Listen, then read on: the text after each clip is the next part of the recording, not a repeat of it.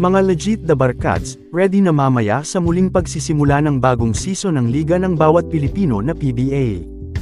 Handang-handa na nga ang ating mga legit the Barkads na sina Jose Manalo, Wally Bayola at Atasha Mulek, sa magaganap na opening ceremonies ng Philippine Basketball Association o PBA, para sa kanilang ika-40th season na gaganapin mamayang alas 3 ng hapon sa Smart Araneta Coliseum sa Quezon City. Sila the Barkads Jose Manalo at Wally Bayola nga ang mga napiling maging host ng naturang event. Samantalang kinuha naman si Atasha Mulek na maging muse ng team na TNT Tropang Giga.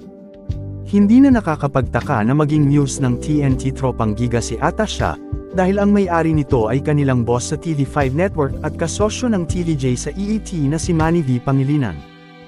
Makakasama rin ni Atasha Mulek ang iba pang muse ng bawat koponan. Nandyan si Kapuso star at sparkle artist Julie Ann San Jose ng Magnolia Hot Shots, Frankie Russell ng San Miguel Beermen, Heaven Paralejo ng Barangay Ginebra Gin Kings, Yuki Takahashi ng Phoenix Fuel Master, Hurley Budol para sa Blackwater Elite, Iskela Fujimoto ng Converge, Kaizen de la Serna ng Meralco Bolts, Vanessa Gandler ng NLEX Road Warriors, Angel Santos ng Northport Batang Pier, Sarah Khan ng Terra Firme Jeep.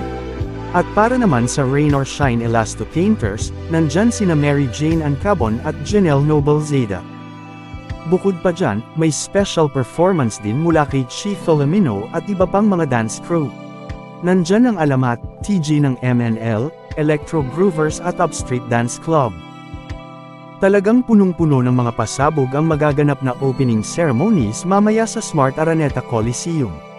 Kaya naman huwag kalimutang panoorin ang pagbubukas ng bagong season ng Philippine Basketball Association.